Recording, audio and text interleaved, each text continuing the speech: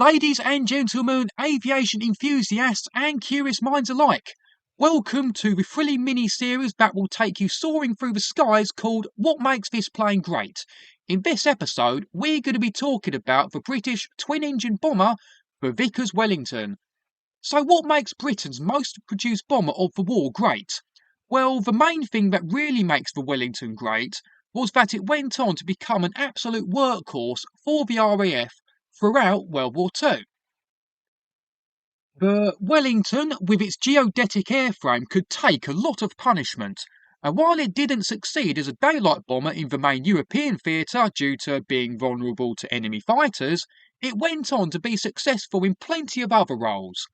In the early stages of the war, it was a successful night bomber, and Wellingtons participated in the first night raid on Berlin in August 1940. Another role where the Wellington had considerable success was as a naval bomber, forming anti-submarine duties, and they contributed to the Battle of the Atlantic.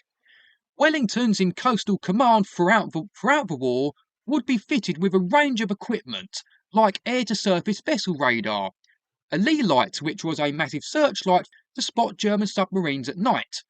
And like with the Junkers Ju-52, one variant was even fitted with a giant metal hoop around the plane that generated a powerful magnetic field that detonated the German mines when the plane flew over them. Later on in the war, Wellingtons would be used as an airborne early warning and control aircraft, where it would operate over the North Sea to control Mosquitoes and Beaufighters to intercept Heinkel HE-111 bombers that were launching V-1 Doodlebugs. The operators of the Wellington would search for the Heinkel climbing to launch altitude and then guide the Beaufighter to destroy the bomber, and do the same for the Mosquito if a V-1 Doodlebug was launched.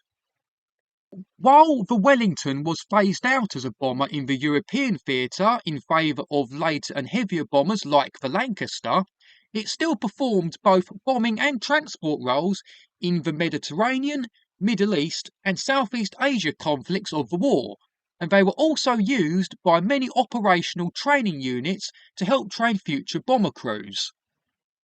So, overall, the Wellington was a highly rugged and versatile aircraft that served the RAF very well throughout the whole of World War II, not to mention it was loved by its crews. And that's it for this thrilling journey through the skies. If you haven't already, make sure to subscribe to this channel and hit that notification bell so you can stay up to date with my aviation content, etc. Check out the two videos at the end, all my CD reviews, or even the playlists I've created. Cheers.